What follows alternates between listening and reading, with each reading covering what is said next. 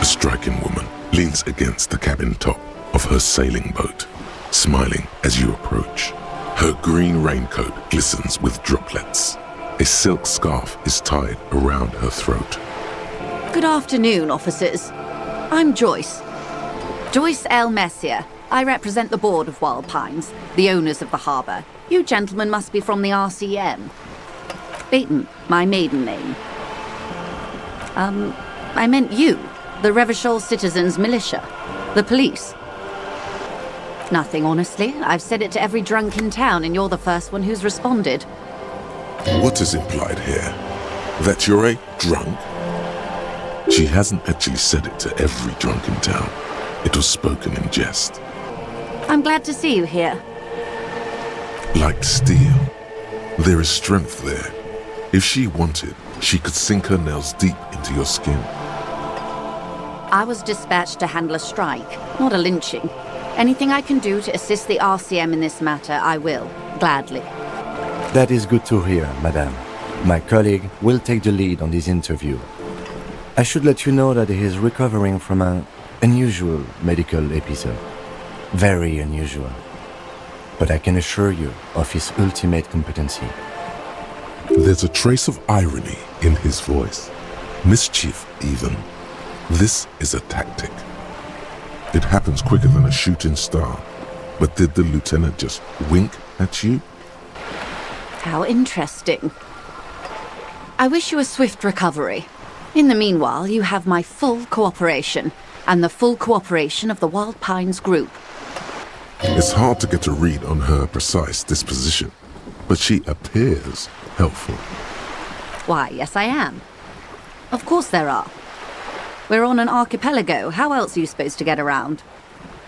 There is a pinch of defensiveness in her voice, but it is playful. Yes, we are. We are on Le Caillou. Technically, the neighboring Ozon and Fas a la Mer island groups are archipelagos, while La Caillou, by contrast, is a single fertile landmass, the fourth largest island in the world. It is not an archipelago. Okay, if you want to get technical, the point is we're all on islands here, and sail is still the most expedient way to get from one island to another, especially when you're in a hurry to resolve a strike. I haven't seen anyone else drive a souped-up Capri Kenema motor carriage either. Actually, that motor carriage has been specially issued to serve as a patrol and pursuit vehicle. It's for crossing long distances in the greater Revachol industrial harbor. It's not a toy. Neither is this. A toy, I mean. It's a machine for crossing long distances in the Bay of Revachol, between the city and the islands. You need to make this lady admit she's only riding around on this boat because she's rich. Before you do, it will be pertinent to ask other questions. Gather more info on this boat of hers. The boat? No. It is called Compilation 19 because that's the type of sloop it is. The word "it" feels strange. Such a beautiful boat deserves a proper name. A breeze ripples through the sails and tugs at your hair. Below, the sleek, fish-like shape of the hull parts the water. Beneath that, a resounding darkness. You're reminded of something. Or someone. Okay. How about Compilation 19? Why? Because it was manufactured in Revachol East by a company called Compilation, and its hull is 19 paces long. She makes a point of being unromantic about it. Why Dolores? Because it stings in an ancient and beautiful way. Well, it means nothing to me. I think I'll stick with the factory name. But thank you for the suggestion. It's a pleasure craft. A 19-pacer. It also happens to be rated for Category 1 racing. Though these days I mainly use it for business. My sloop? I like it a lot. It's the eel's hips, baby. I'm enjoying this part of the interview. It has so little to do with the murder we're investigating. I really do, the lieutenant thinks. Is she thrown off yet? He's looking at the woman, assessing her. Oh my, the E word. You mean to say that it's a symbol of conspicuous consumption? That I'm a member of the ruling class? Detective, may I remind you that Mrs. Messier is a professional negotiator? Then what does that say? Does it say docking reserved for residents of Rue de Saint-Ghislain, 33A? 33A? This old proletarian haunt here? As I said, plenty of people drive boats, of all social strata. Your synapses flash. Okay, it is anti-centennial. I assure you they drove quite a hard bargain for this space, but you're right. I am a bourgeois woman, and this is my fast, lightweight, interminably bourgeois boat.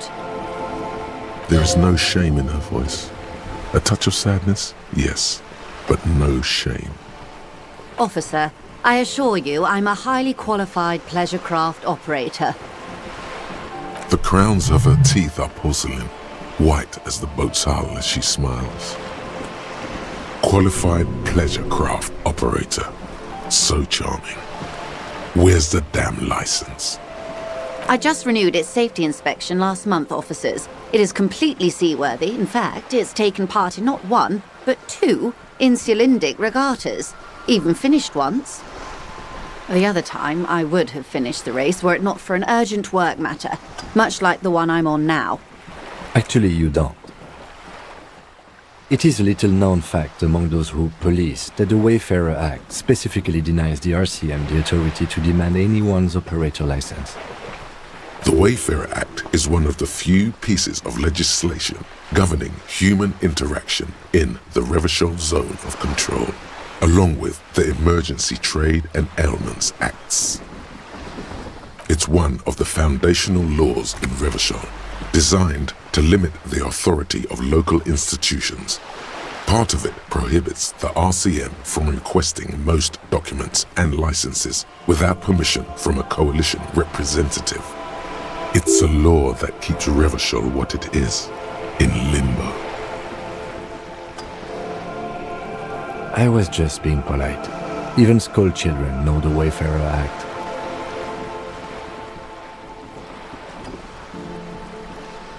No need to politicize this.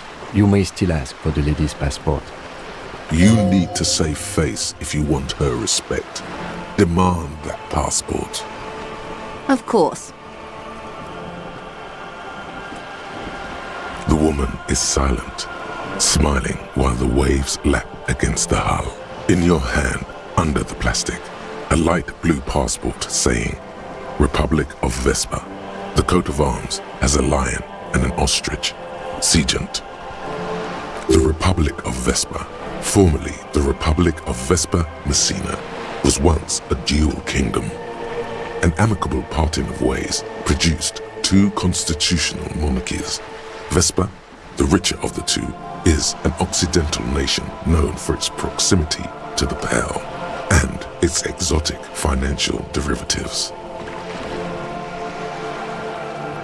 It is a stable country, and yet there has always been something ominous about its perfect stability. It's a place at the edge of the Mwindi Isola, overlooking the Ubi Sunt Isles, fracturing into the great unrest of the Pale. The woman, born in the year 3 in the commune of Revachol, smiles at you, face adorned with frown lines and crow's feet. The photo is recent. The name reads, Joyce Messier. Yes, but please don't call me that. Joyce is much more efficient. She doesn't like it.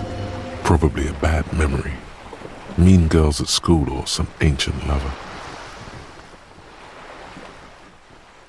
My husband is. I have dual citizenship. A Vespertine is handier when traveling.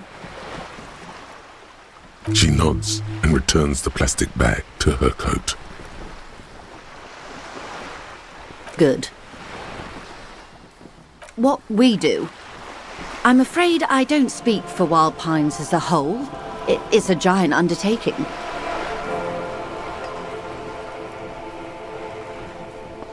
There was a touch of discomfort there. She wants to merely represent. The Pines' core competency is logistics. Container shipping, freight, that sort of thing. See those airships there, blinking? Those are the shipping side of things. And that is the terminal. Another subdivision deals with energy, oil and gas exploration, offshore platforms. The Wild Pines Group is one of the original Revacholian Indo-tribes. Companies awarded royal monopolies by the king, the suzerain himself, centuries ago. The king is long gone, but several of the Indo-tribes remain. She enjoys talking about the company. It would not hurt to inquire more. Son Baptiste, LUM, an unknown entity known as Brightest Star. Why, thank you. I'm not at liberty to discuss the company balance sheet, but I can tell you that last year, the company booked more than 20 billion real in revenue.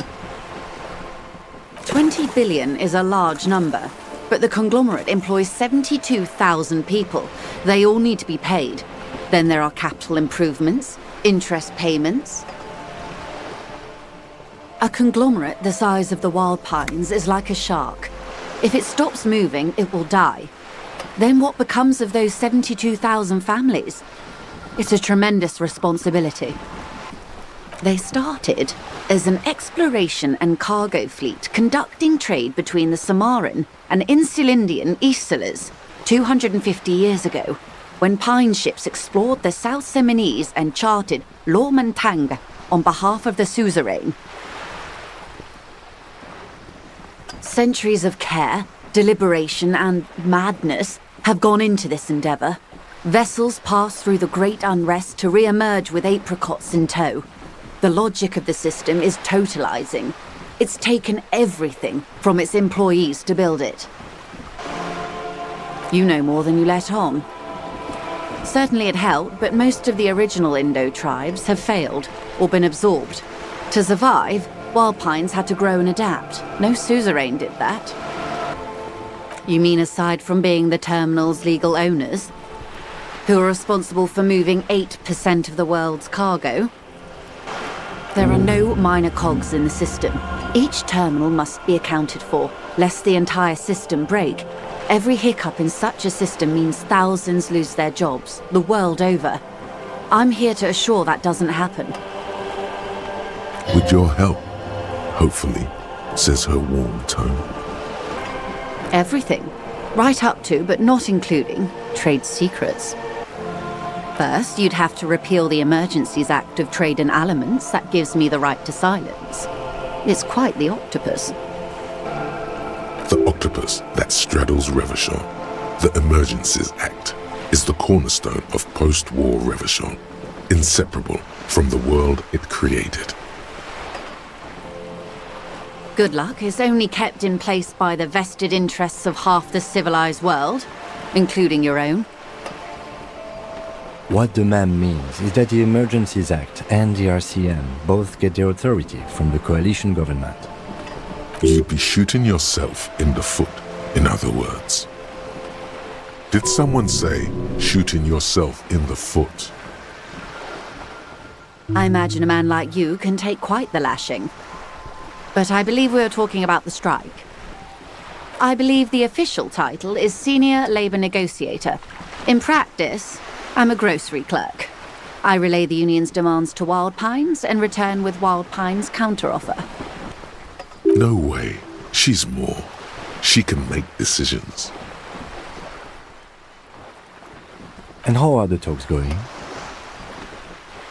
They're not. That's the problem. The union stopped all negotiations a week ago, after that awful lynching. Wait, she just admitted that the lynching and the strike are connected. Now they won't even let me into the harbour. There's a 2-meter 20 racist behemoth blocking the gates. Yes, Jean-Luc Measurehead. Yes, I believe there is a connection, but that's a subject for later. She's resolute in this, yet you sense that she wants to tell you. You'll have to earn her trust first. Let's say I was not making the kind of progress I'd hoped for when I first arrived. And when did you first arrive? I arrived 3 weeks ago. Yes, in the middle of February. The bay was still partially frozen then. I prefer to do these things on site, like the But the strike began in December. I wasn't the original negotiator here. I took over after Mr. Gaumont hit a wall with Mr. Clare, the union boss.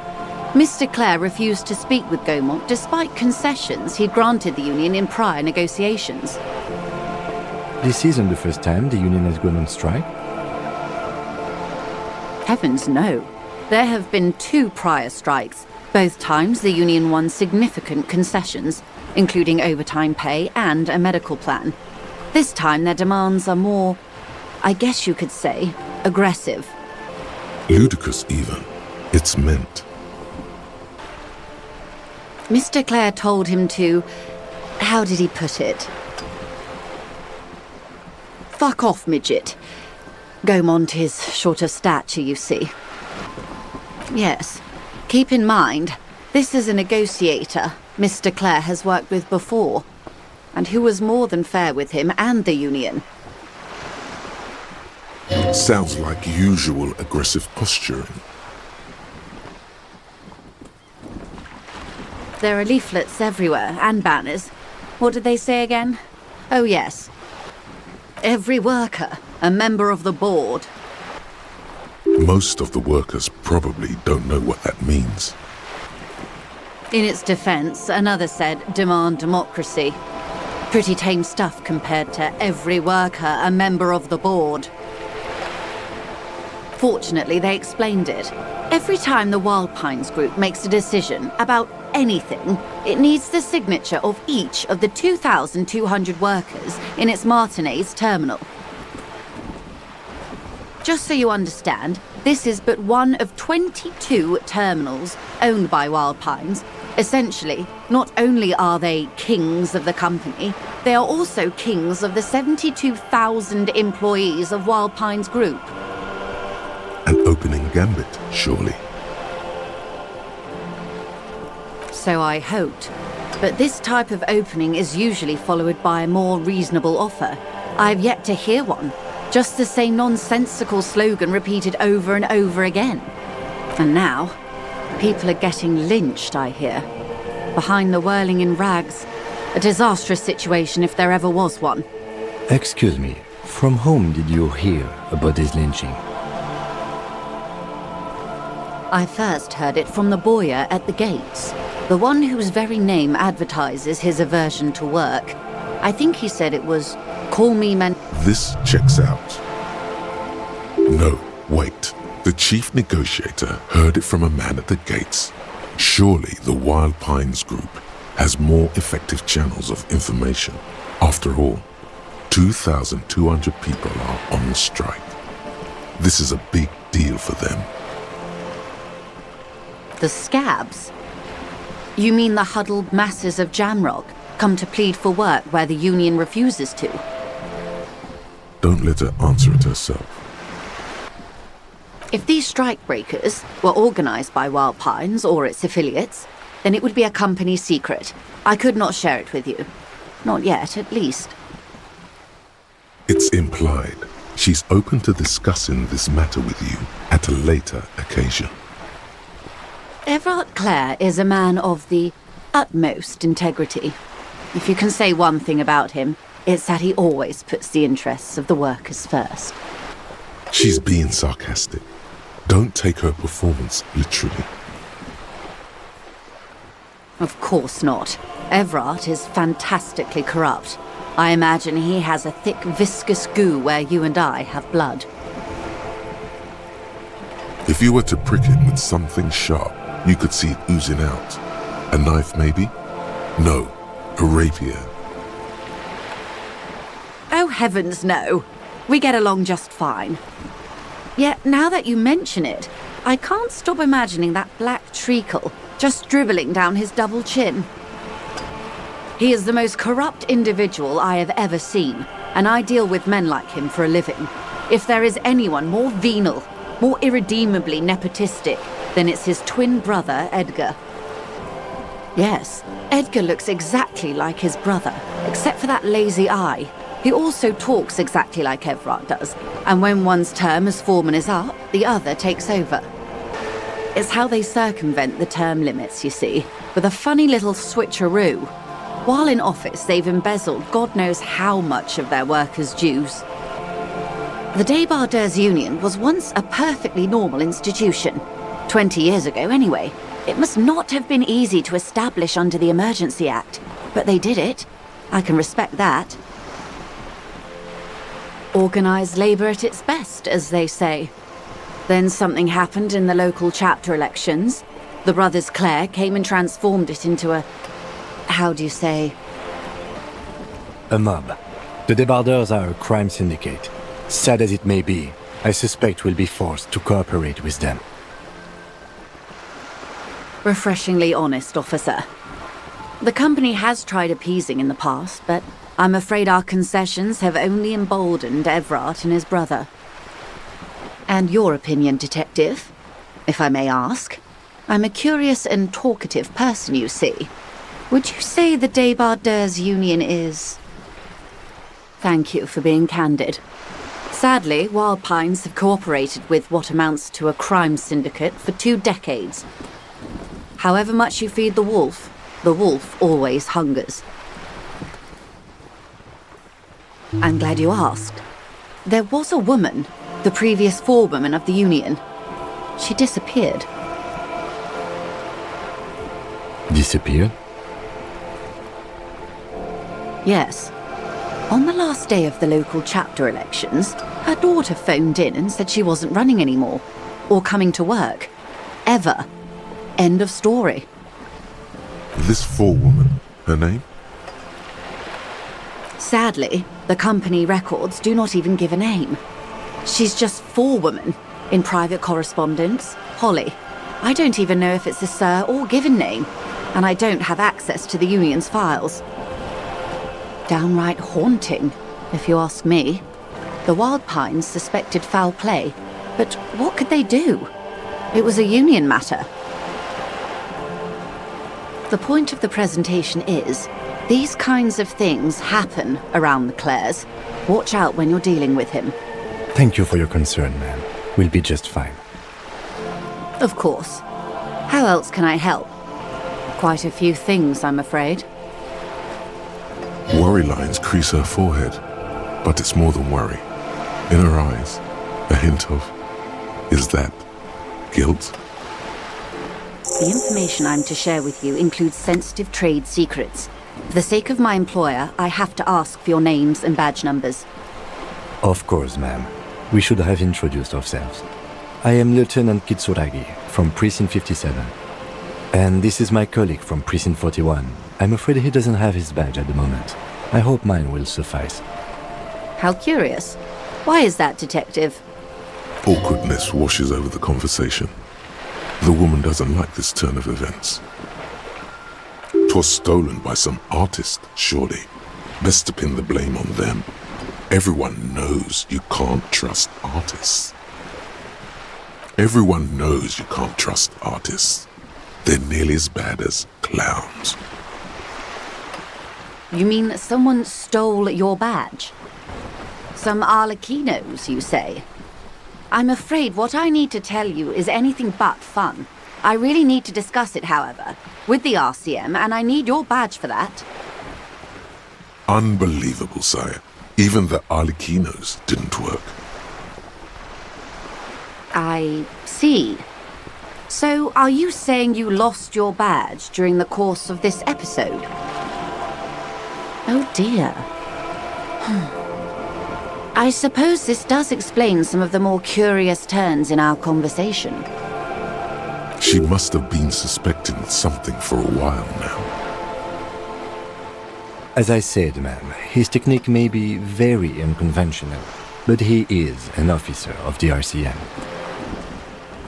Of course, I sympathize, but I'm afraid I simply can't share anything more until I've seen that badge. Hang on. She's a professional negotiator. She should be open to some sort of mutually beneficial arrangement. She's a negotiator. Just float a favor at her. Insinuate. I will be frank with you.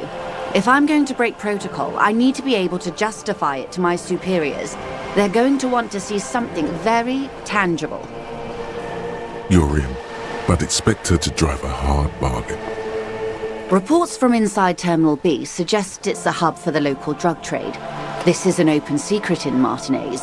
The Union controls the terminal, so it goes to reason. They're profiting from this trade. The company has tried looking into this matter before, to no avail. Perhaps someone with your authority and resources might turn over the right stones. Or you can recover your badge. Though if I may be blunt with you, it sounds like that may be a lost cause. Detective, a word in private before we continue.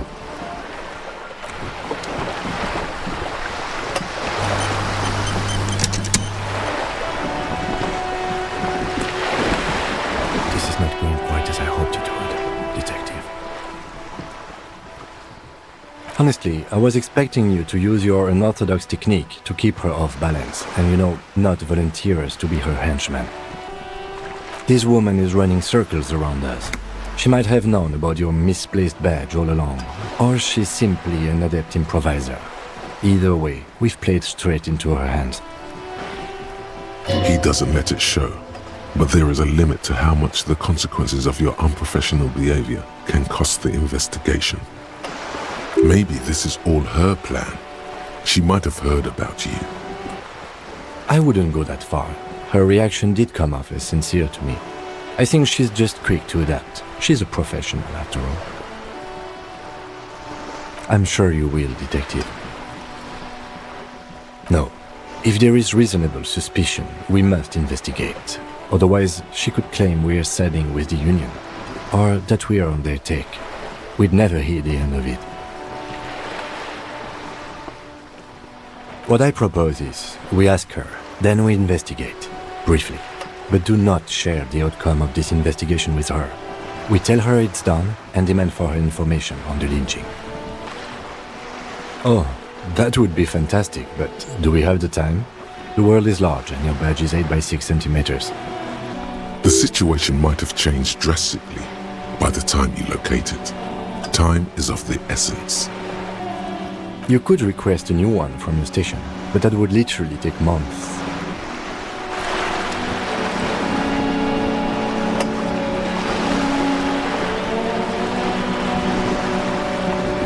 You're back. Good. What can I help you with? It's quite straightforward.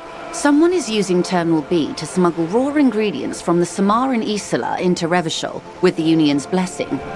Wild Pines has suspected it for years. Ingredients for what, ma'am? Meth and dextroamphetamine, GBL, and various synthetic psychedelics.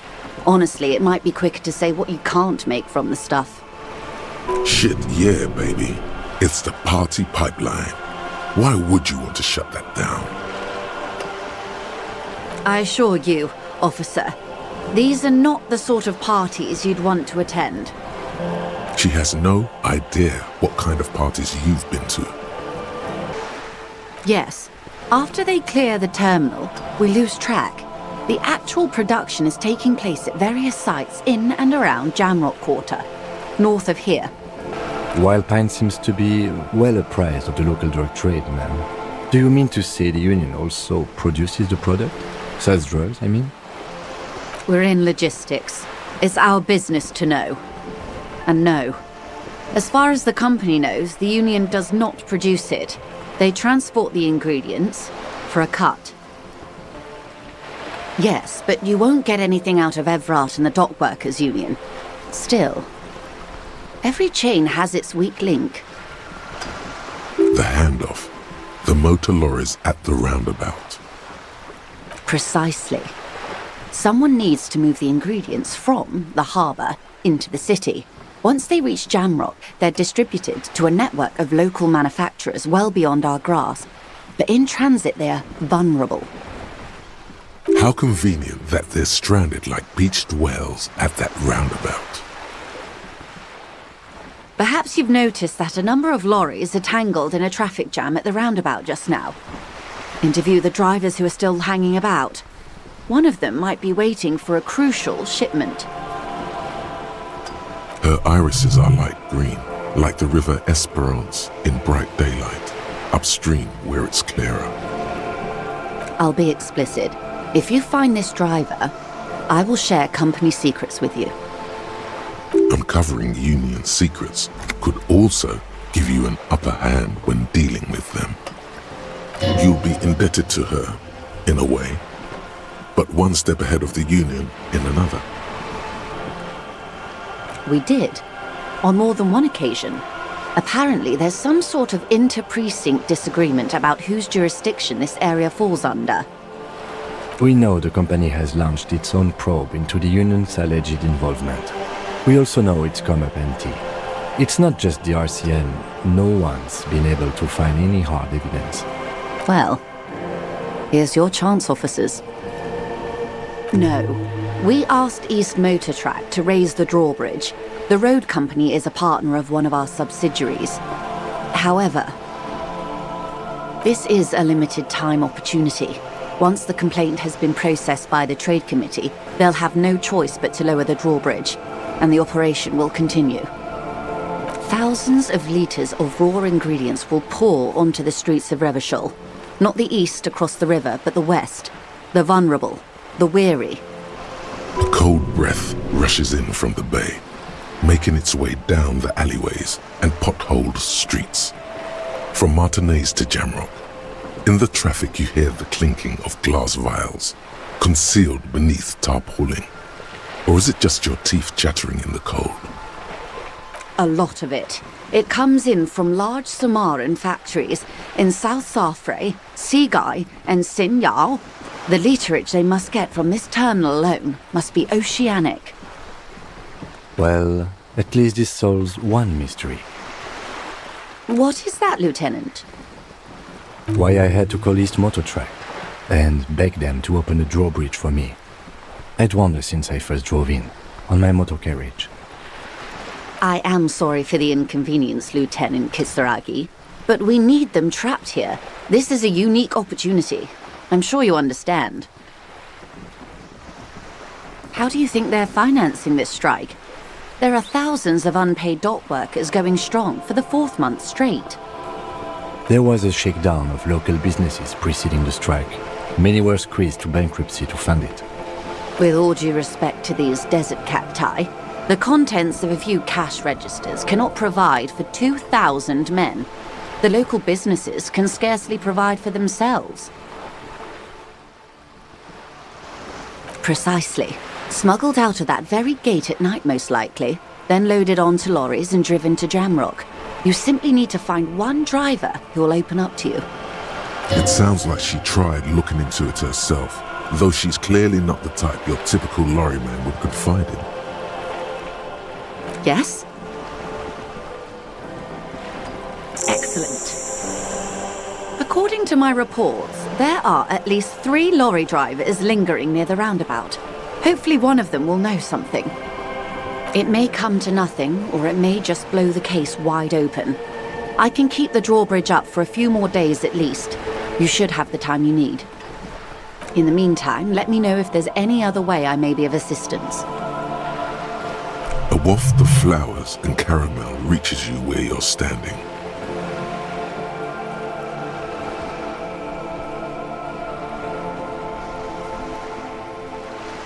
That's the man who was killed. I'm afraid this is a discussion for once we've cleared the lynching question. Better not tie the 4th day to the backstay on this. I hope there is something else I can help you with. She wants to answer the question. Protocol keeps her from it. This Reality? Yes, reality is your side case. An experimental side case. The aim is to gain a deeper understanding. How truly curious. A sort of philosopher detective. Aren't all. Yes, all of them. Except the ones who are philosophers. Actually, I've heard the analogy made by a blindingly modern school of philosophy called Carperi. It may not be as far-fetched as it sounds. Are they now? A deep synthesis. I'll assist you however I can then. Go ahead. Ask. All right, we're in. I know these all look good, but begin with the first, okay?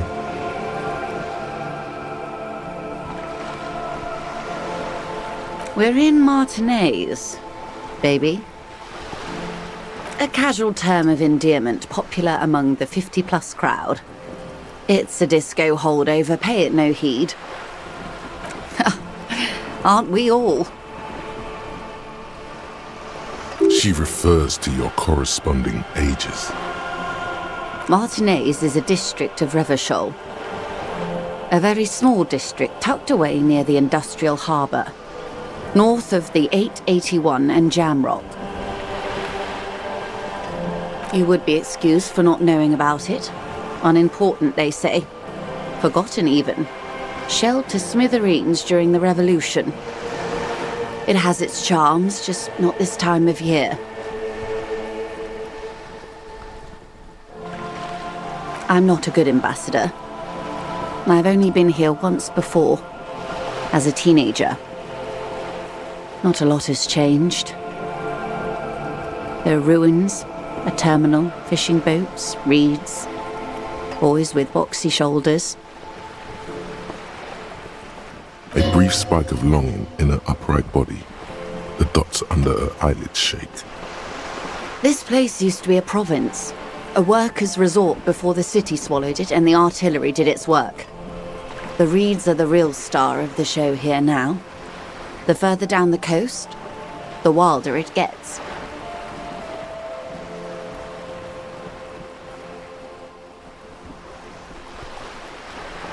Yes, I was slumming it with some girlfriends of mine. We had boats and... Don't hold it against me. The boys certainly did not. There's a spark in the air, a live wire hanging in the wind, in your hungover neocortex. Then the sea air cools it down. It's not really a sea, it's the Bay of Revachol. And the bay feeds into the ocean. Yes, we're on an island in an ocean, the world's largest body of water, the Insulindic. Known to the early Revacholians as Les Immensités Bleues, the blue immensities. Vast, lukewarm and unknowable, flowing in and out of sight. Caillou, as you already know. Imagine a pebble. A smoothed-over pebble amidst a great blue sea, misshapen, cracked. The cracks are the river Esperance. We're in the delta of this river, on the 6th branch, the Martinez distributary. It is clear this pebble is of enormous value to her, and to humanity at large. Revachol? Revachol is what you call a city. The great kind. As if it's self-explanatory, beyond patriotism, a fact. History detective. They built this city to resolve history. Our part in it, at least. Our centuries. The nations of the Occident, or migrant workers from Semenine and Ile-Marat, depending on your creed. In the DeLorean century, 380 years ago. They say it's where the terrible questions of our time will be answered. The tensions are highest, the fault lines deepest. By that I mean conflicts. Ideological conflicts. The stuff of men. We are standing on a fertile, self-sufficient island able to sustain up to 200 million people in the middle of the Insulindic Ocean, the world's connective tissue. It's where the money is. Oh, we're quite a way off. About... A collection of tall ghosts behind the water vapor, light reflecting off their glass windows. 22 kilometers from the center of the world. That soldering iron is the bank of the world building. The bottom floors are Insiacom. Coalition government, Insulindian Mission Command. Silence. She lowers her hand. The water, the light. It's as though you're seeing it for the first time. There is no recognition, only the immensity of the sea and the cold radiating from it. She observes your eyes scanning the horizon, then breaks the silence, slowly. This is one thought you need to complete. Where are you? Was there something else you wanted to know? I remember something about a lowdown. This has been informative. Thank you, ma'am. I'm sure my memory-impaired partner has many more questions to ask, about even more fundamental aspects of reality. Might I suggest not asking them all right now? Ma'am Messier will be here later too, and tomorrow. Isn't that true, ma'am? Absolutely. My commitment here is long-term. It's better not to eat all your candy at once. Indeed. I'm always at your service. Glad to have been of assistance. The little that I know. Anything? Is what you want to say, but it isn't that easy, is it? What is this? An athletic challenge? Scream it from the top of your lungs immediately. Show that asshole. Look at that lady. Take a gander. Squint your eyes, bub. Why, yes. Tucked away under that sturdy green raincoat, almost rustic in its simplicity, a silk shirt and matching scarf around her gentle throat.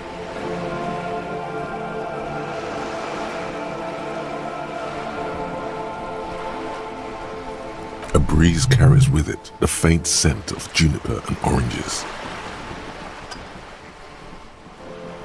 while dull orange pearls hang from her earlobes, red from the cold. Her light green eyes scan you, full of knowledge and worry, wealth and all its possibilities. These are the kind eyes of the rich man that seem to say everything is possible. Within reason. Now look at you, you misery-clad simian, barely able to tie your own laces. Your armpits are lakes. A scythe of booze precedes you. Your hair sticks to your forehead and your underwear feels uncomfortable. You're poor, poor as balls. You can't ask this person for money. You're too... Yes, you're too ashamed to ask this person for money. Too scared to belittle yourself in her eyes. Those half-precious stones of Odinel. Oh God, the lieutenant is here too. Do not dishonor the force.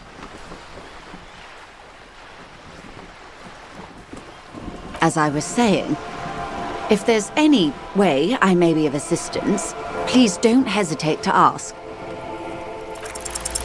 Voila, you're doing it. Really put your back into it. Yell it from the top of your lungs.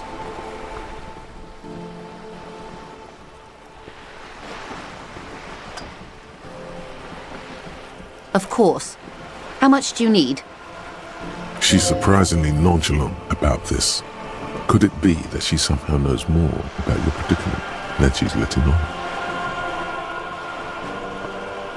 That's a good sum. Not too small, not fantastically large. She removes a few notes and hands them to you. The paper is cold and oily to the touch.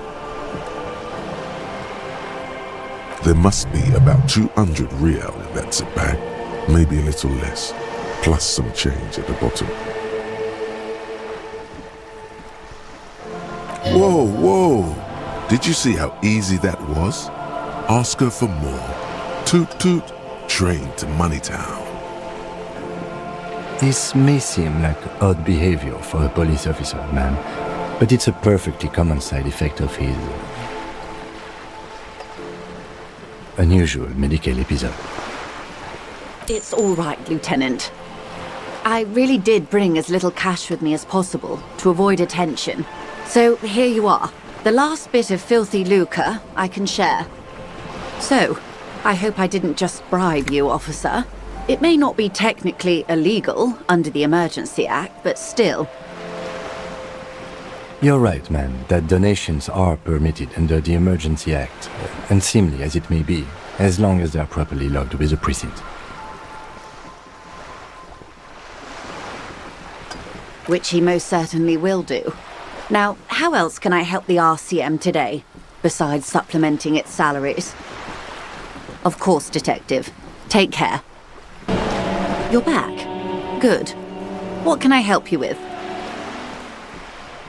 Yes, my eyes on the harbour have sent word to that effect. What have you discovered? It doesn't really matter, and I do apologise for the surveillance.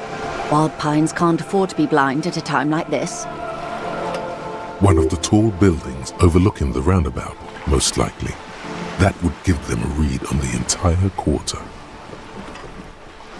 In any case, it's a relief to know someone has looked into it. If I may ask, will there be an official investigation? I assume you discovered there is an operation. She's trying to conceal her excitement, but the slight glimmer in her green eyes tells you otherwise.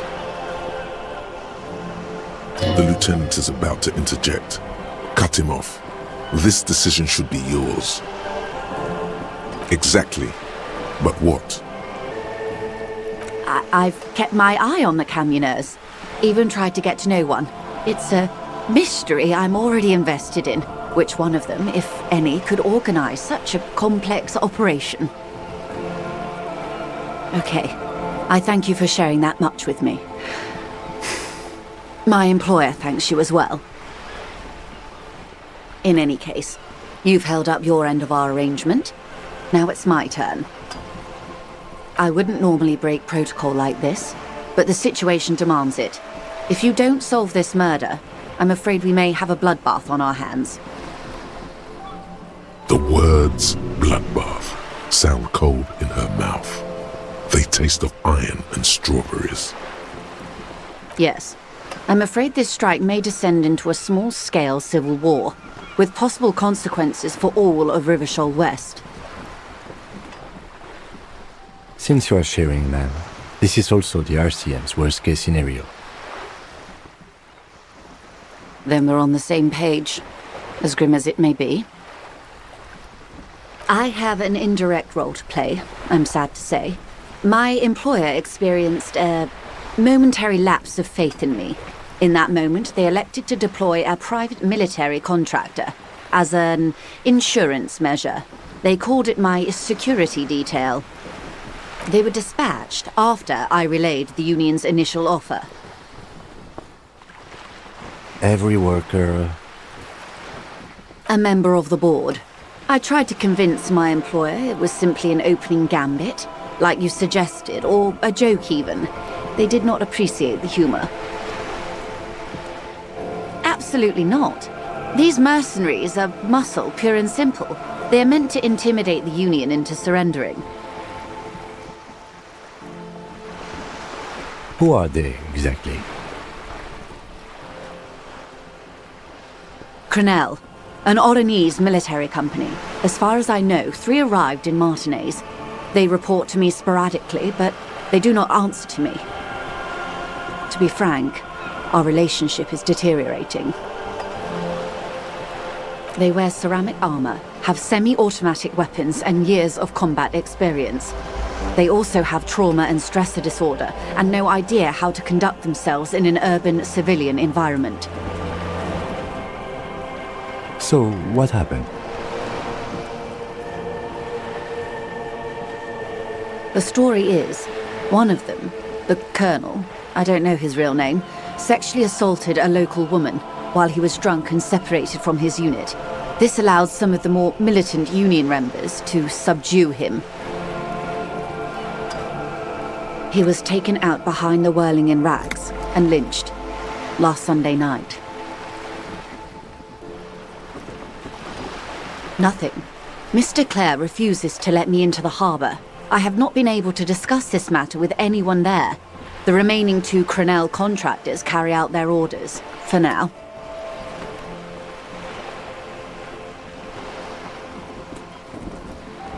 It's a smokescreen. In secret, they are conducting an independent military tribunal into the lynching. Once this investigation is concluded, executions will follow. What is the nature of this so-called investigation?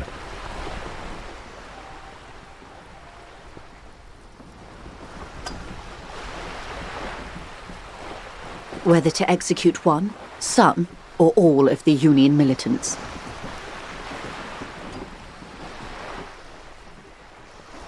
It will be all of them. The decision is already made. Investigation upon investigation here in Martinaise, racing towards some dark deadline. It was the Union who strung him from that tree. My hope is that you provide a single concrete suspect before Krenel indiscriminately pick theirs. Simply put, if you don't pin this on someone good and do it fast, they will identify and execute everyone present at the lynching. This in turn will force the Union to respond. They would have to project strength and power. The débardeurs have over 2,000 men. It will be 1,000 to 1. Have you ever seen a hornet invade a beehive, Lieutenant? It's not pretty. The Seraï's giant hornet, the world's second largest insect, can kill 40 honeybees a minute, while a group of 30 can decimate an entire hive of 20,000 bees in less than 4 hours. These men work in tandem using semi- and fully automatic firearms. Their armor is virtually impenetrable to muzzle-loaded weapons, even yours. Most Union workers don't have guns at all. The muzzle loaders need to be reloaded after every 1 or 2 shots. The automatics every 1 or 2 minutes. As I said, a bloodbath. Maybe a good bloodletting is just what Martinaise needs. Houses drenched in red, blood gushing down Rue de Saint-Cispar. The whole place mopped with a giant red rag. Fresh bullet holes for all the old buildings. It will not be a pretty sight. Clean. Yes. Nothing will grow here for 20 years. Krenel will send in gunships and the coalition government will follow suit. Too many things have already gone wrong. Nameless, badgeless detective of the citizens' militia. All we can do is keep that which is not from following suit. One single concrete suspect delivered into civil court, and I may be able to defuse this situation. Not much. Their public resume is relatively good, as far as private military contractors go. I believe they were once called Downwell. Down a deep, black well. They boast a long list of clients. Saint-Baptiste, Welchman-Lorenz, Evrart. A warning sign, however. The operations concerned all take place in third or fourth world countries. Guarding facilities, escort missions and such. Meaning they're used to operating in war zones. Yes. All the good conflict corridors, Supramundi, Yesut, the Seminese Islands, countries that don't have a good record reporting atrocious military conduct on their soil. Sadly, no. Before this happened, I had little interest in them. Now that I do, I don't have the resources. If you still have access to the ICP's database, you could run a better background check than I ever could. It may take some time, though. Do you know a lot about the inner workings of the RCM and the ICP, ma'am? In my line of work, it pays to do your research. I was prepared to deal with the RCM. I did not think I'd be dealing with a group like Krenel. I have. And they will. However, these orders take time to reach what is basically a rogue unit out in the field here. Until they do, it's all on us. She's being truthful. She is pressing them as hard as she can. Or he didn't. This is information passed on to me from some teenagers loitering around the canal. I cannot testify by it. The remaining contractors, their tribunal, it's what they believe.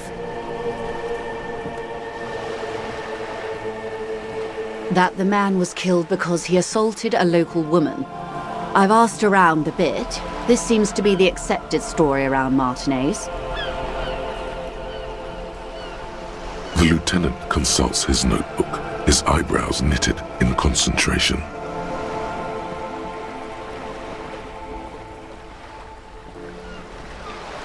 Odd. We haven't heard any reports about an assault in connection with the lynching. Where did it take place? And when? Last Sunday night, at the Whirling in Rags, the hostel by the gates. Supposedly, the colonel was drunk, maybe on narcotics too.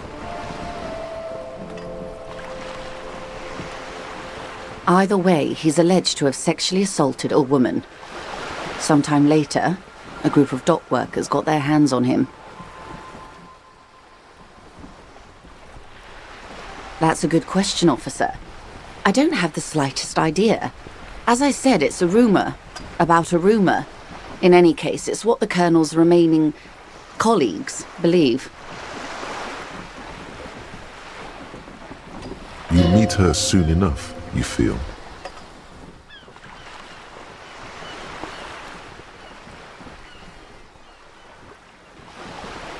If you mean did I see him alive? Yes, but I did not know him.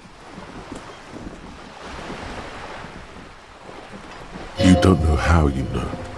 It's not written on her face, nor in her voice, but she had sympathy for this man. Liked is a bit strong. He was the most charismatic among them. He handled all the talking. His departure left a major gap in the group's communication skills. Lely, his service name, a nom de guerre most likely. He wouldn't divulge his full name. Only one of them did. A bad sign if there ever was one. One is a man, Corty, they call him, a nickname as well. The other a woman, Phyllis DePaul. Corty is the gunner, I believe. DePaul is a radio operator. What would you say was his eye color, the deceased's?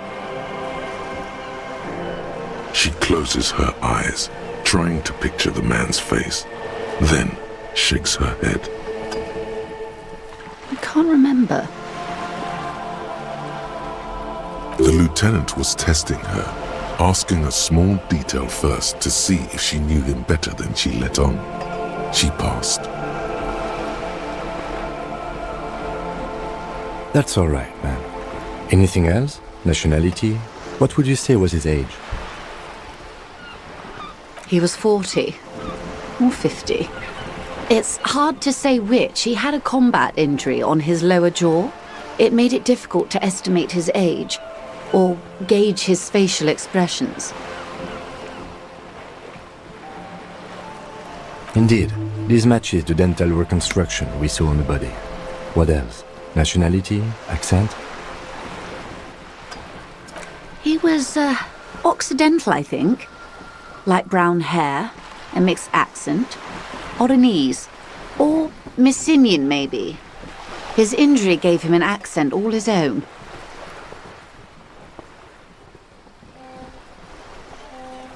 And that seems to corroborate the ethnicity we gave. Like a crossword puzzle solver, or a master at the guessing game, Peng. They've gone to ground, as it were. I don't recommend seeking them out. For one, they're almost certainly armed to the teeth.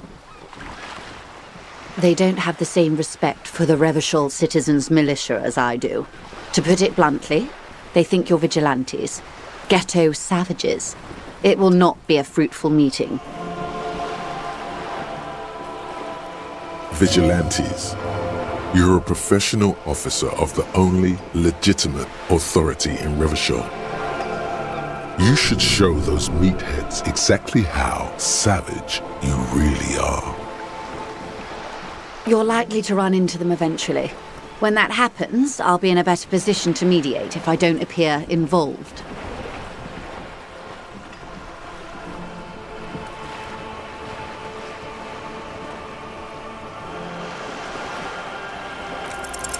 One is obviously the scab leader at the harbour gates.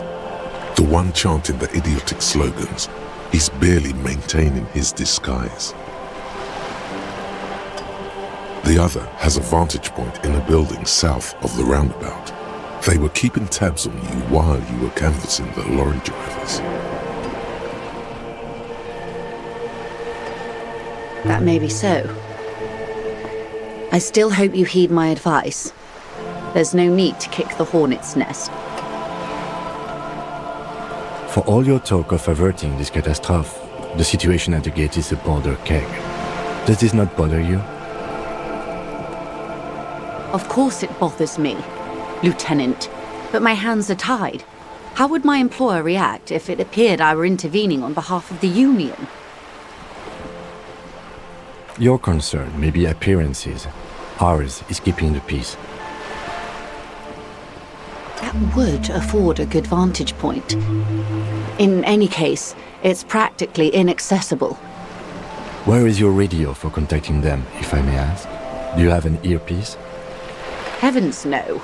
I'm not an undercover agent. There's a shortwave at the ship's wheel. I hope I can answer it better. Until the executions start? Truthfully, I don't know. It depends on their progress identifying the members of the lynch mob and their impatience.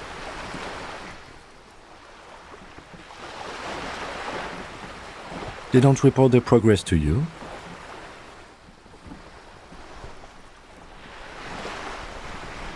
Not on this matter. I'm afraid they consider this a personal initiative.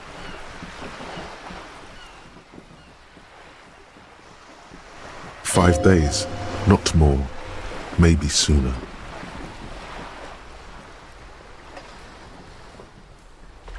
It's a matter of days, not weeks.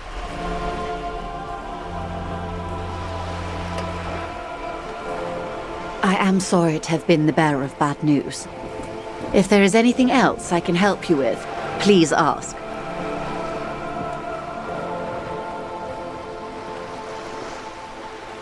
Of course.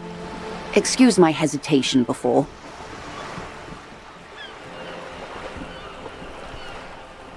For about half a minute, in silence. She wears fingerless gloves. Her fingernails are cut short and fractured, like those of a working woman. It was taken with a trigger not long ago. This is the man's upper body.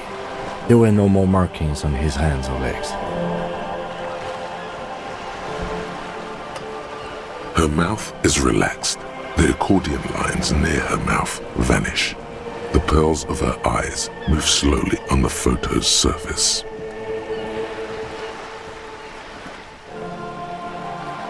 She has no excess of emotions for this cadaver. Has she seen dead bodies before? It's likely. Sorry. I was trying to see if I can read the web of interdependencies between these points, the stars. I can't. But that's how you read this story. The points themselves don't have letters, numbers, anything. Their size, location on the body, and distance from each other tells you what they represent.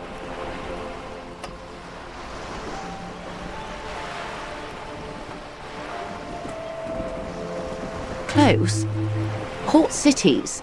This is an Oronese map of the waterways, a sailor's tattoo worn by wayfarers of the Dolorian century, over 300 years ago. The sailors would mark their bodies to map their travels. The sailor's soul would use it to fly back home if they should die abroad.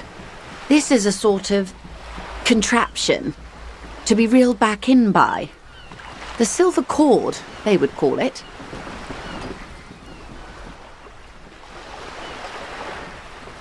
Where is he now?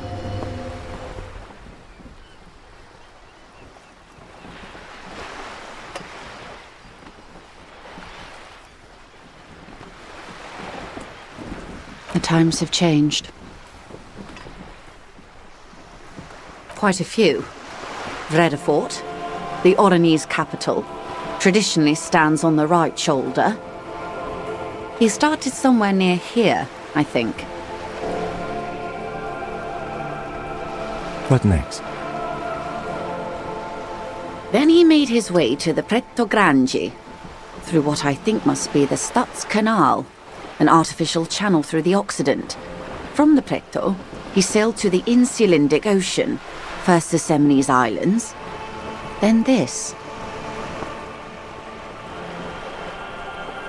Revachol. Those are the two constants. Vredefort on the shoulder, and Revachol in the heart. They started the tradition of these maps right after the discovery of Insulinde, at the dawn of the Inter-Islary Age. The old world passing by, and the new world already here. You said you can't read it. I can't. This man was no sailor, and these are no ports. I can understand geographic fragments, but not their meaning. Somewhere in an office lit by a single green desk lamp, Captain Ptolemaeus Price, 58, bald and bespectacled, is writing in a ledger on his desk. Rows and rows of days and weeks, laconic remarks in a single column. Patrol, case, vacation, injured.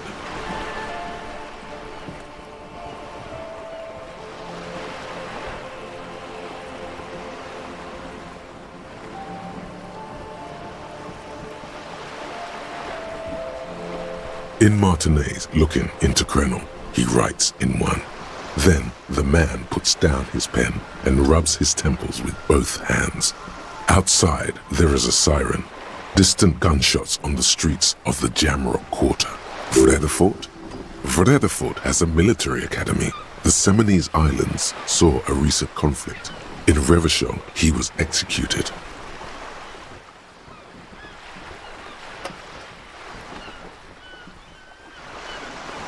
That makes sense to me. We have no more use for a map of the waterways, just like we don't need sailors the way we used to. This is what the custom would morph into on the Occident. Mercenary tattoos. For all the boys looking for adventure, a blood spatter on the seas. His platoon members? The other contractors. Though I do not suggest you go and show them that picture. This man was their friend and comrade. It could go this or the other way. Maybe if you're tactful, it could be beneficial. Surely there are other people to ask about the tattoo. This is not necessary to complete the task, officer. It's a dangerous side task. Search elsewhere. Challenge accepted. I say we do it. Do what you have to do, Detective. I don't think deciphering that tattoo should come before public security, but if you should wade into the mob to find out, I couldn't stop you. We will be careful, ma'am. Is there anything else I can help you with?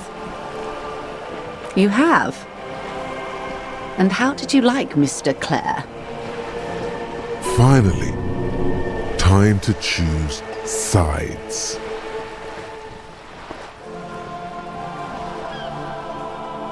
Oh, come on now. He has his uses. How else would he have stayed in power all these years? Or wait, actually, corruption. That's how he's done it. Fantastic, worm-like corruption, reaching into the bowels of the earth. The position of my unusual colleague does not reflect official policy. I hope you understand. The RCM does not pick sides. Of course. And I don't expect you to share anything he told you with me. I'm not a corrupt worm myself. However, if you felt like discussing something, how could I stop you? Are we not human? Are we not curious to hear another person's take?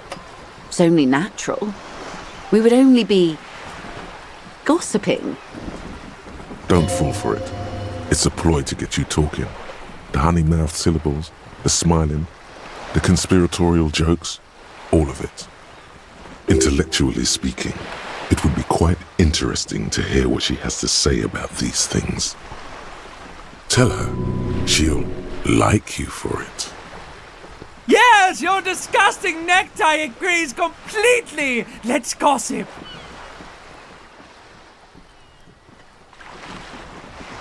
Oh.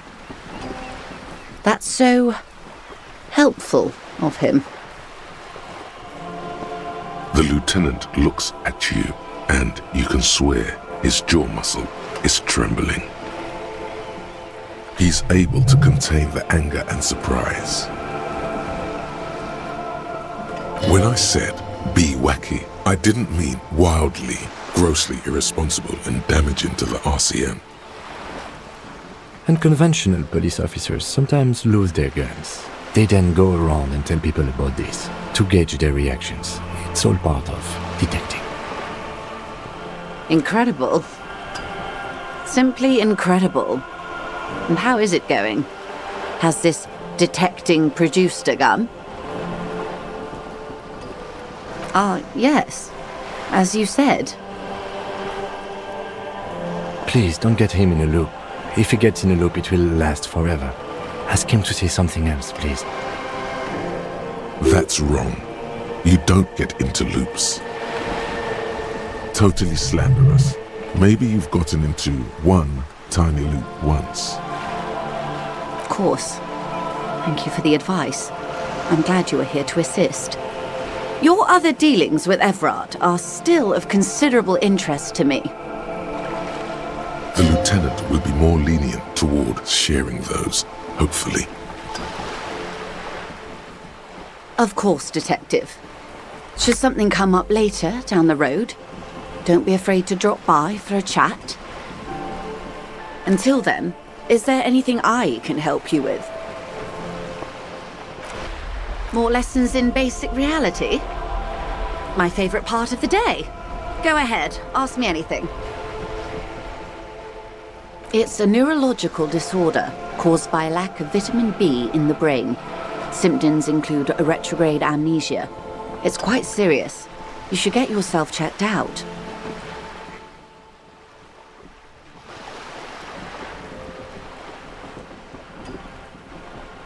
She conveys it in short, cold bursts, trying not to invest too deeply in the condition of this doomed detective.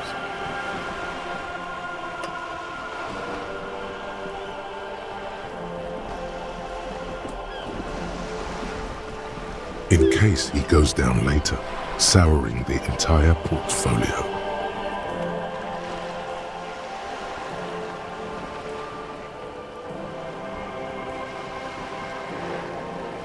Well, it's either bariatric surgery or long-term alcohol use. She nods slowly. What this boils down to is, this reality thing is stupid. Blow this joint, grab a bottle, and drain that shit right down your throat. Yes, and lie about it too, to her. Wait.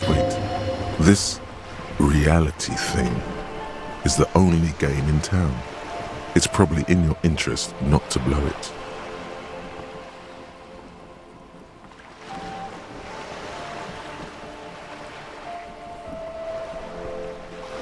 She stares at you, head tilted to the side, with a slightly concerned look on her face. A bird? A sphenicid? A flightless bird of the polar regions?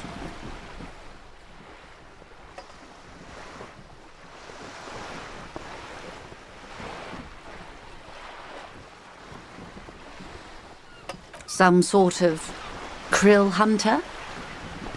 No, wait. You're an ancient ruin. A symbol of hubris and decay. Half submerged in some salty sea.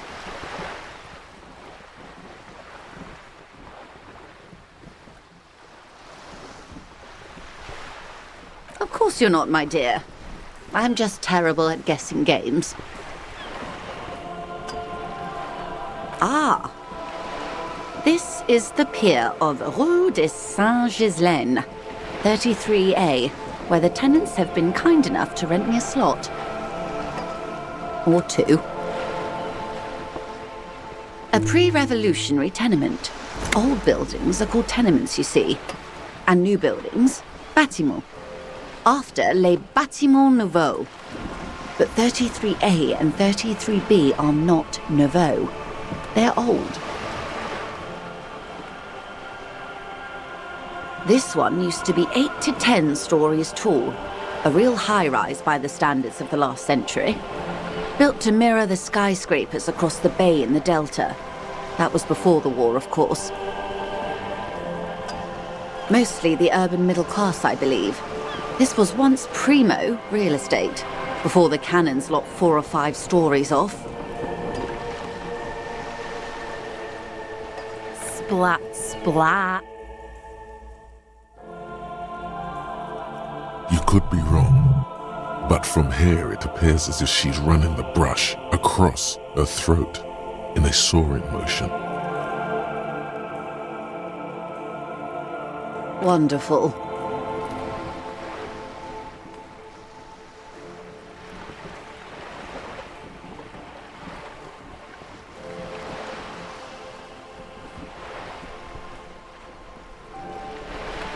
The girl in the old lady rags.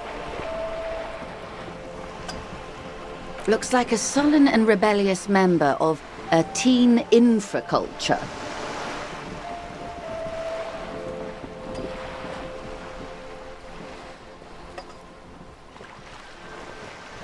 Yes, you and I belong to the supraculture. We're common, the herd. The music on the radio, the food in the chain restaurant, those are all too popular for the girl in the old lady rags.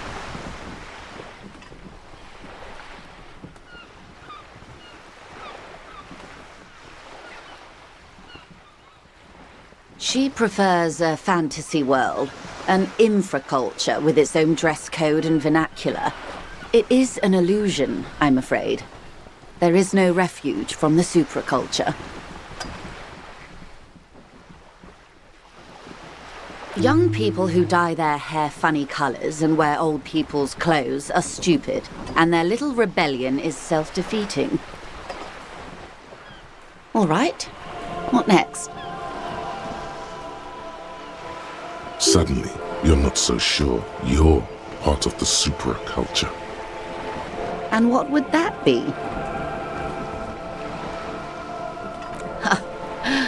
I can see that, yes. I dabbled in those dark arts myself, not so long ago.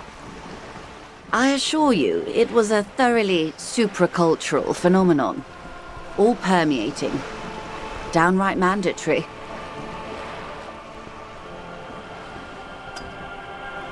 Nothing infra about disco, baby. Those days are long behind me. And even in the early 30s, I would say I was more of a new girl. Disco was a minor, but still enjoyable facet of the whole thing for me. The new, a cultural era, and the name of the decade it ravished, the 30s. It came out of post-revolutionary Revachol. It was ultra-liberal. It involved lots of partying, as you might imagine, and champagne-coloured everything. By the looks of it, that would have been when you came of age. Now,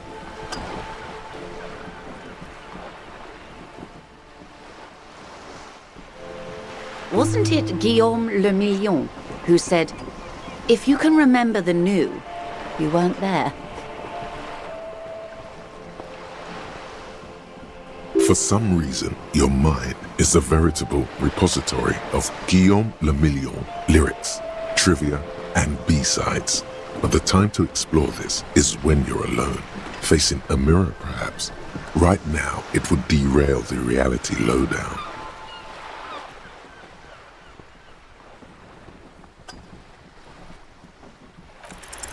It remains a mystery what you mean by this something close.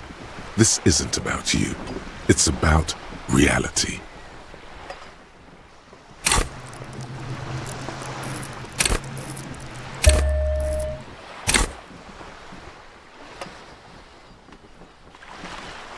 We're in Martinez. Martinez, you would be excused for not... I would be happy to. What is a preposterously expensive education for, if not sharing? 6 kilometers southwest, in the Valley of Dogs, Junior Officer Chad Tilbrook takes aim at a rabid black dog licking its wounds in the grass. To his left, his partner, Emil Mullins, whispers, "You heard what happened to Tequila Sunset in Martinez?" "Yes, he lost his mind," Tilbrook answers, fingers on the trigger. "Don't worry, Emil." He pulls it out slowly. Slowly now. He'll find it again. We always do. You? You're an officer of the RCM. Preciso mundo. Nothing more nor less than the de facto law enforcement body of post-revolutionary Revachol, Detective. Yes, we are the Revachol Citizens Militia. He's being sarcastic.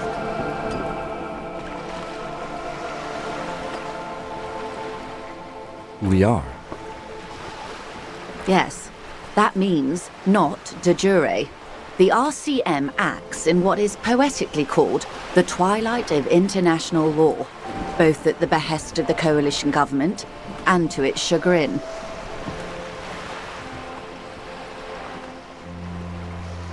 The RCM's responsibilities are defined by the Emergency, Wayfarer and Aliments Acts, 3 pieces of legislation keeping the city in a, let's be honest, laissez-faire stasis to the benefit of foreign capital. All 3 are good to know when we are out policing. There's nothing basic about your role, Detective. It's true that the RCM keeps everything the way our seemingly permanent, provisional rulers like it. Yet, on the other hand, I know these people. I deal with them daily. Let me tell you, dear, they are not fans of you.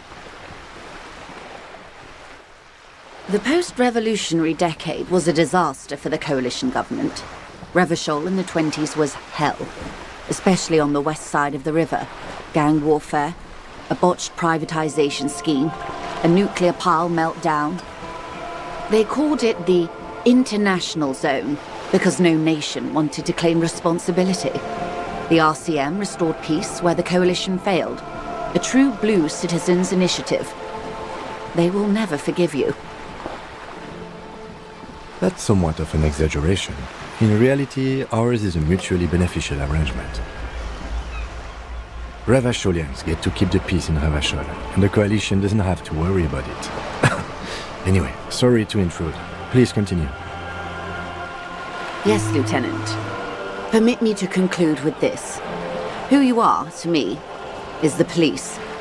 The only legitimate law enforcement authority in Ravachol. And if those authorities drink so hard they need help recalling the basic terms of reality, well, I'm here to... What is all of this? The scent, the sound, the air. What world? The only one, I suppose. The world of matter. And its pale antipode. The camera of her mind glides over the surface of the water. Great bodies of water. Forest-covered surfaces. Clusters of light where the cities lie. You've seen the montage. We all have. This world is enough. It must be. This is the greatest and the kindest arrangement the atoms had in them. A frisson lifts the hair on the back of your arm. Wind sweeps the surface of the bay. The world is a suzerainty of Ravachol. There is a term of endearment they coined for it in the DeLorean century, when humanity was high on this world, discovering more and more of it, these archipelagos included. Elysium.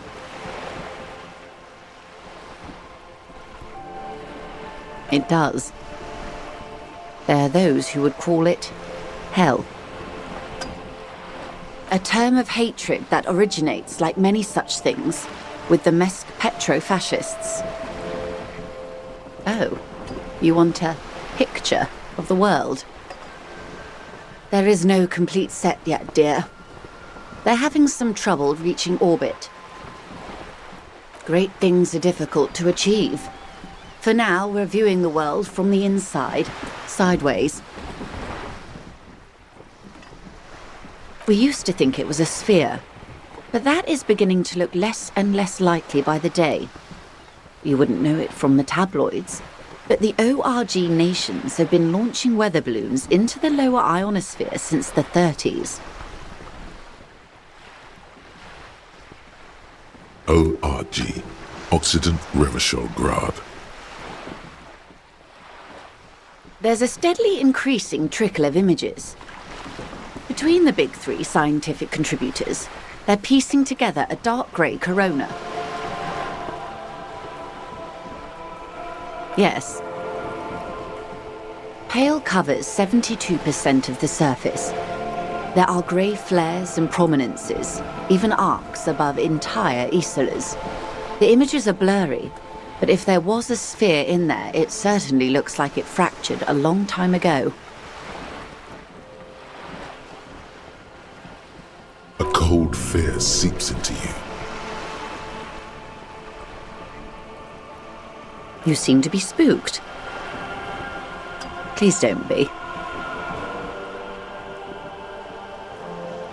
They say there is a rarefied envelope of matter surrounding the darkened disk of our planet. That is, if we are still living on a planet. Or, to speak more plainly, imagine vast swathes of land disrupted by nothingness. I am sorry, dear.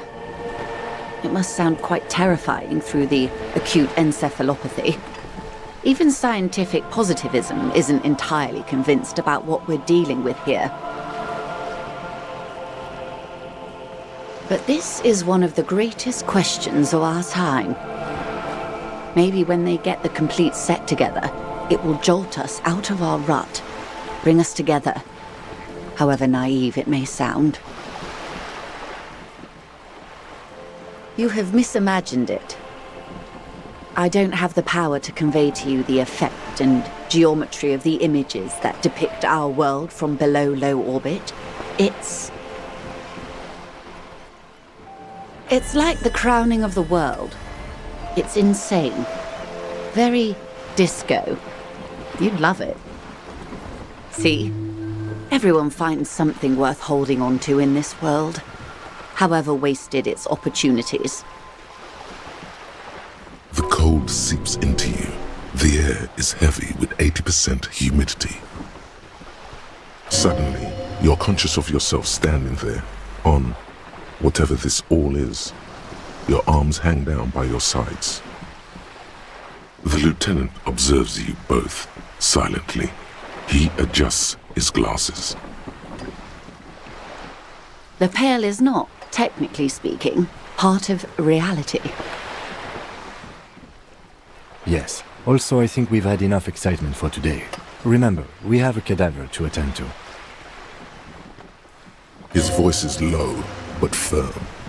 All she can say is, Of course, Lieutenant. Let's try something else. I don't think your colleague would appreciate that. He has already been so patient with this whole exercise. Let's continue with something else, all right? You can ask about anything else in the world. Anything. but she wants to tell you. You could sneak back later, when he's not around, unless you can convince him to step aside.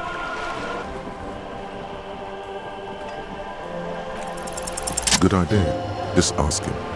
He won't make a scene. Fine.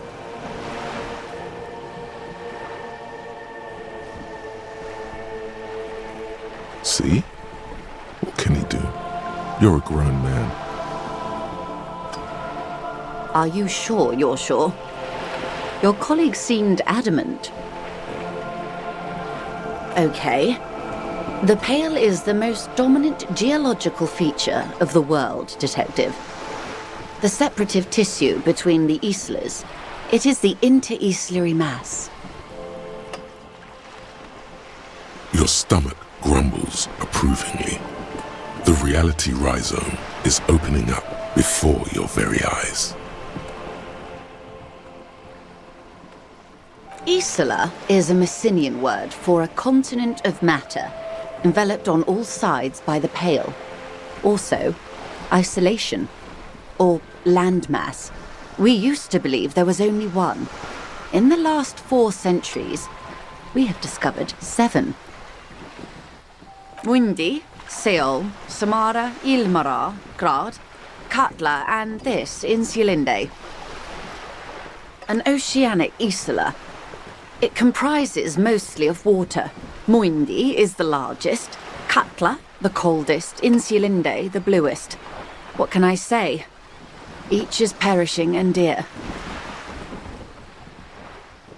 Achromatic, odorless, featureless. The Pale is the enemy of matter and life. It is not like any other, or anything in the world. It is the transition state of being into nothingness. The negation of being. That's right. The negation of being. No, Detective. We're safe. It begins there, 6,000 kilometers to the north, and even more to the south, east, and west. You are in the middle of the Isla. As your gaze instinctively turns north, a small black pit opens up in your stomach. Yes. That is enough. Many cities are built much closer. An uproar of matter, darling. Rising into the Pale. Rolling. Evaporating even. A great vision. The area of transition between the world and the Pale is called Porch Collapse. Imagine a grey coronal mist, cold vapor marked by spores of an opportunistic microorganism, a mold that's adapted to grow at the edge of the unrest, It's the most disco thing you will ever see. You hear your pulse rise. The air feels caustic and cold suddenly. It's difficult to describe, or even measure. Something whose fundamental property is the suspension of properties. Physical, epistemological, linguistic. The further into Pale you travel, the steeper the degree of suspension, right down to the mathematical. Numbers stop working. No one has yet passed the number barrier. It may be impossible. There's a slippery article in there.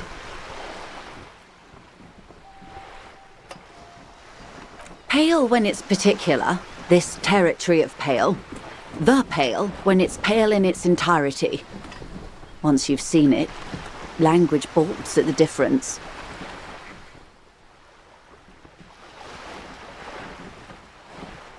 Oh, it is so difficult for us. A squall of birds. Hardware operating in the harbor. Firm. Self-evident.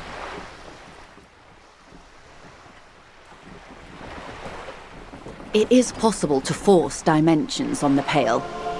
In modern times, we can even compress its latitude, bouncing radio waves from one end to the other, shortening the path. But it is still hard for humans to navigate the Pale without getting lost, or having our minds damaged.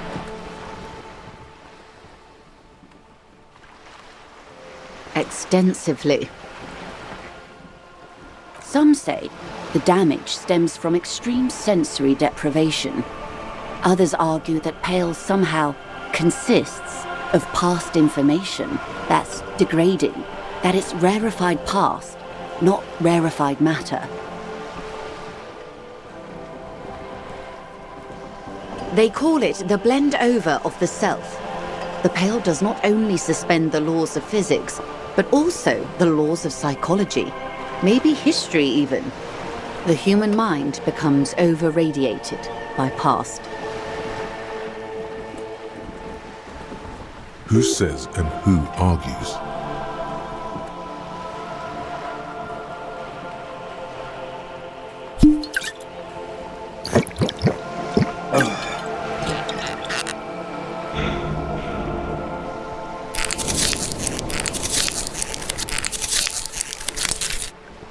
The logical positivists say, the dialectical materialists argue. It feels terrible. Absolutely terrible. International standards strictly limit civilian travelers to 6 days of Pale exposure per year.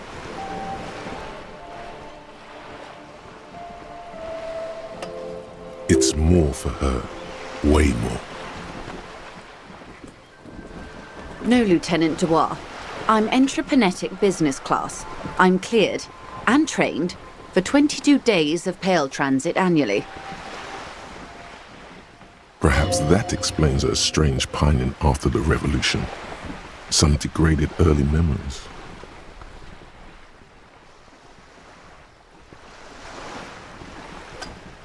Up to my gills, officer. An acidic smile on her lips. It's getting worse every year. Entreprenetics is the scientific study of the Pale, or a recent iteration of it by way of grad. The study of the Pale reaches back 6,000 years. The Pericarnassians called it the Western Plain. They had not traveled the entire circumference of the Pericarnassian Super E Solar. It was not merely in the west, it was everywhere, even then, surrounding them. There are signs of pre-modern crossings. Successful navigation of the Pale relies not just on technical know-how, but intensive psychological preparation. Some of these tactics have been known for thousands of years. Nothing. We remain powerless before the Pale. The only real advance in Pale transit is the speed with which an aerostatic craft can pierce it. Less exposure leads to less effects later. Hybrid airships, Detective. Conventional rotors or jet engines no longer add velocity after the point of reference for motion is suspended, once you've crossed from near Pale to far Pale.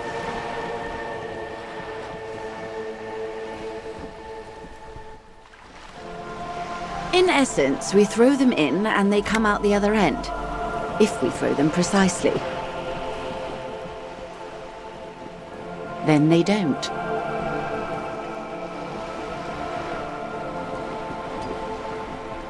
Gone, like a skipping stone beneath the surface.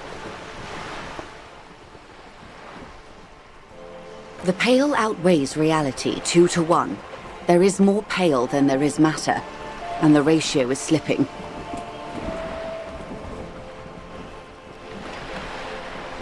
What do you think, Detective?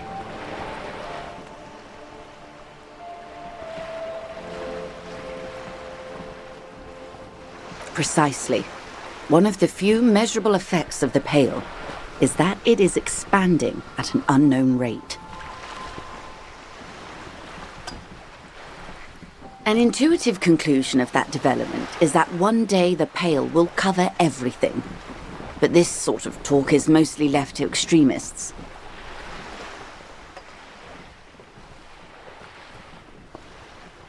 Most people, and indeed most private and government sector organizations, entire civilizations and religions even, find handy ways to ignore or downplay that knowledge.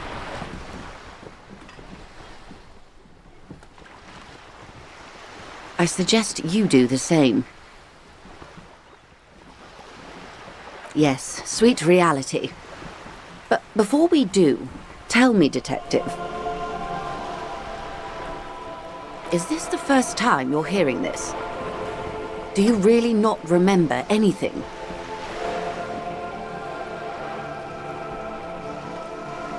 Then tell me, what do you think of the Pale?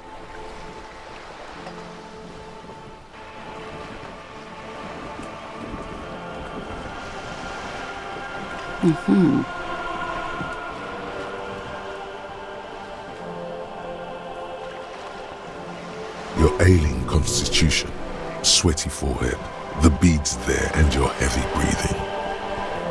You really didn't know. This does not spell good for the investigation, Detective. If you don't know even this, then... Steel yourself, officer. Your colleague, Lieutenant Kitsuragi, he is competent. I checked up on him. And you also have me. I will try to assist you in any way I can. Some of that assurance is meant for herself, as much as it's meant for you. She must have a lot on the line here. Even if we have to do it one basic term at a time. Good. You have not passed out from it. Perhaps I worried for nothing. Are we still on the reality lowdown, or should we do actual police work now? Yes, well, the rest of us have dealt with it for thousands of years, so... You will have to deal with it, too, the lieutenant thinks. This is why I didn't want you to know. I am happy to oblige. Glad to have been of assistance. The little that I know. Anything else? You're back. Good. What can I help you with?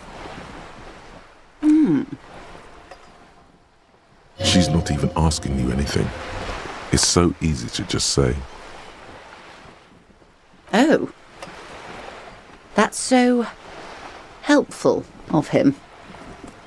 So very, very helpful. And how is that going? Do you have any leads on that gun? Ah, yes. As you said. Your gun, yes. Do you want to talk about something else now? He seems to be in some sort of loop. Well, that's not good. Looks fine over here. You sure it's not some sort of glandular problem? What is happening? No, it's not that. It's... I have no idea. This is bad. Executive function is completely shot. I keep pushing buttons and nothing is happening. Of all the things to be stuck looping, this has got to be one of the most witless. Sweetheart, please stop repeating that now. This is going to be hard to recover from. Please. How do we get out of here? What makes you think we will? Yes, Mr. Evrart. This gossiping idea was terrible on my part. I take it back.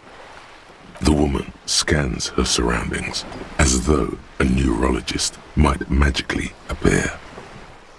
Fear seeps into you as you say it. Your skin crawls. Mr. Evrart is helping him find his gun. Do you want me to take you to a hospital, sir? Things were going so well before. There's no other option. The process must be interrupted. You think we should turn him off and back on again? Officer! Yeah, we need to pull the plug. There's nothing else to do. Are you not afraid it'll kill him? Physically, he should be fine, or at least no worse than usual. What if he forgets everything again?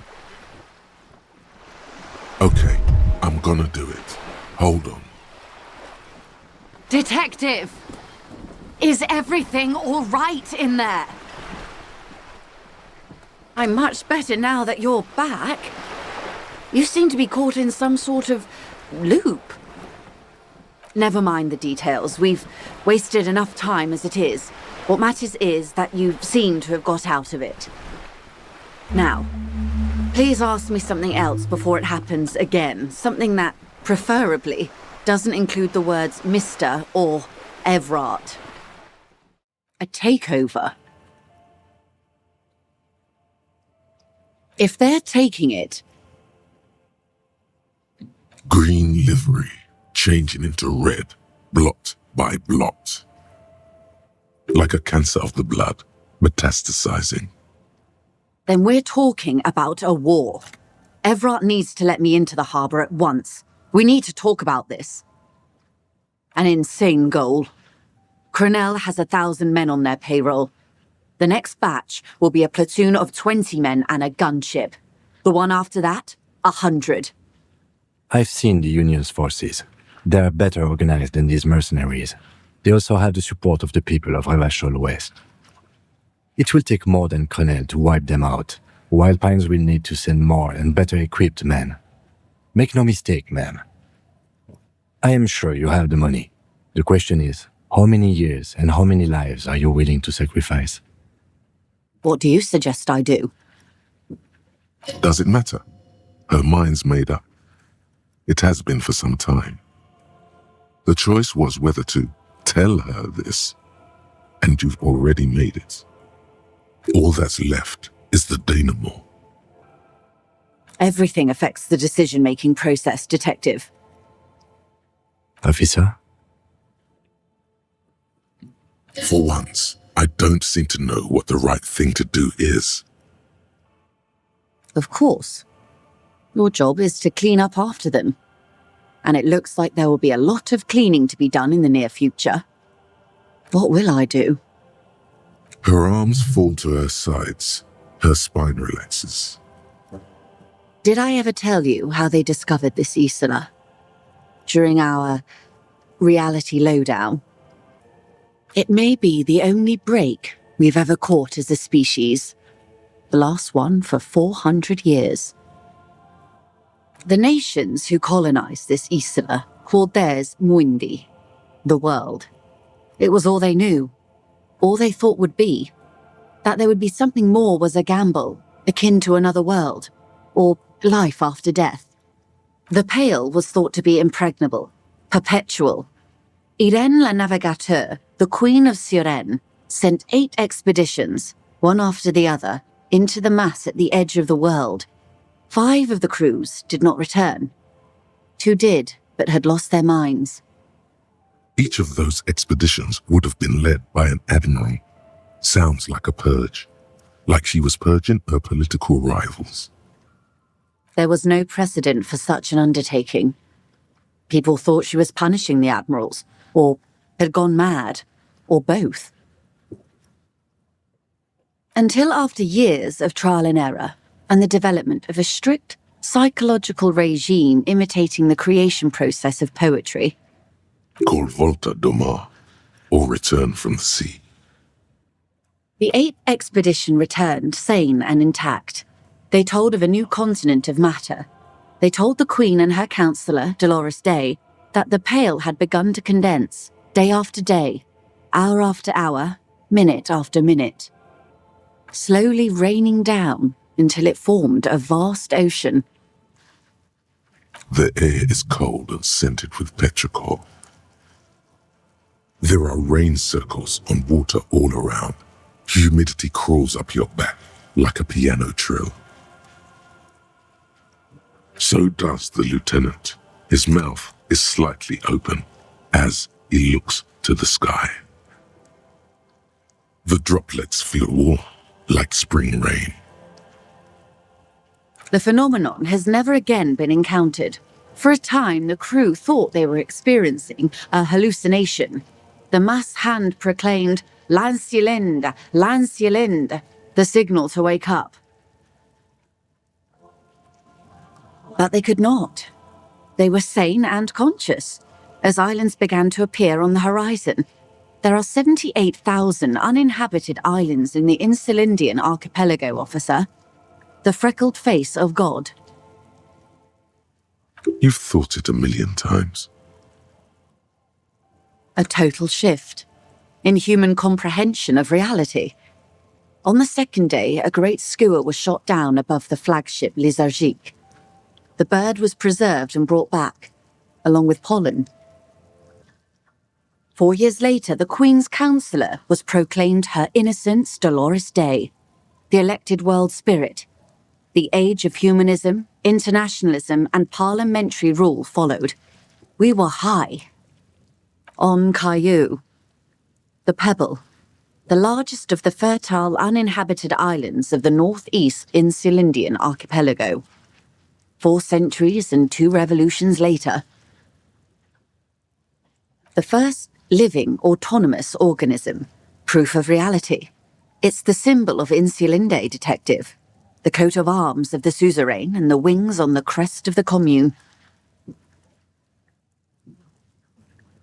The nations of Mundi proceeded to discover 5 more Isolae, or they discovered us, all in the rush of the great inter-Islary reconnection.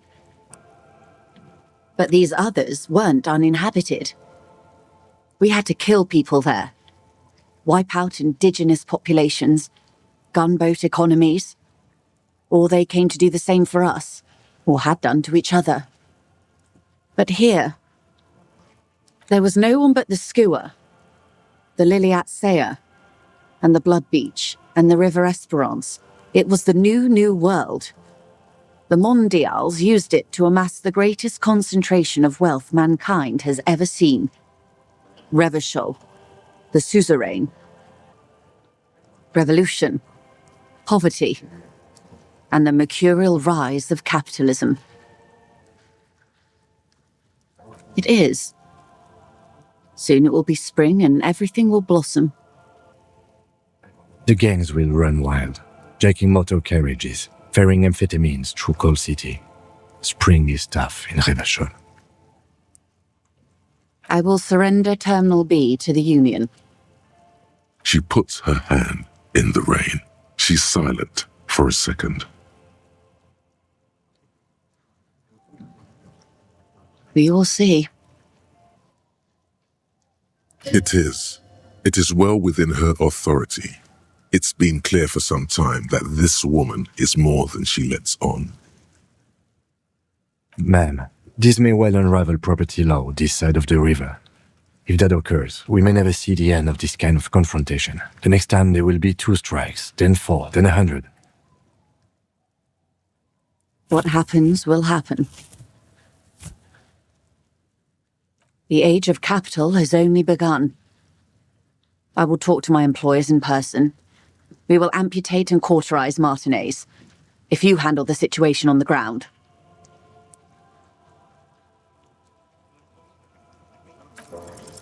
There are no employers.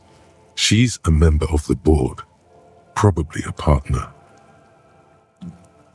You are the citizens' militia. There are no superiors. That's right, Detective. And next time, you should confer with them before you go setting events in motion. Despite his words, he's not really sure whether to be annoyed with you or not. Events are already in motion. Whether your actions accelerated or momentarily retarded their progress, even the lieutenant cannot really say. I have not deceived you. I showed you who I was. Rejoice Layton.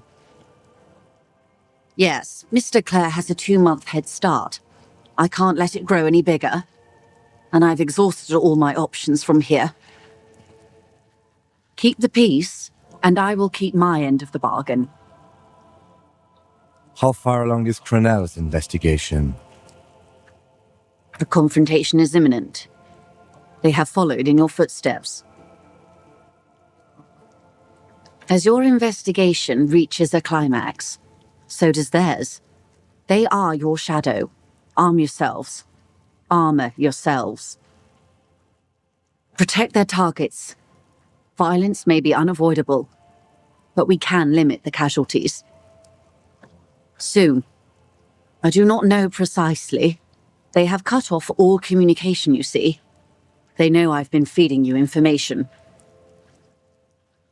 One last thing, Lieutenant Dubois. I've given the matter much thought and come to this conclusion. You're not an amnesiac. You're insane. I know, because I, too, am insane. I just hide my illness better. And I'm rich. No, Detective. No one's as insane as you. Don't worry, Madame. I am very sane. I'm overexposed, baby. My travels take me through the Pale dozens of times a year. I've got the longing. And I've got it bad. She would die to return to it. The Pale, the past, anything one can return to. The same strict psychological regimen the 8th Admiral developed when he crossed the Pale and discovered this Isola, the Volta do Mar. It's used by inter-Easterly travelers and other troubled souls, even to this day. You could use a little of it yourself. Watch out for yourselves. They will strike soon. The lieutenant watches her boat grow smaller on the bay, its white sails fluttering. With worry in his eyes, he does not know if it was the right thing to do, but he doesn't say anything. He'll wonder what Evrart has to say about this. Slowly, the sails turn grey-blue as more oxygen gets between you.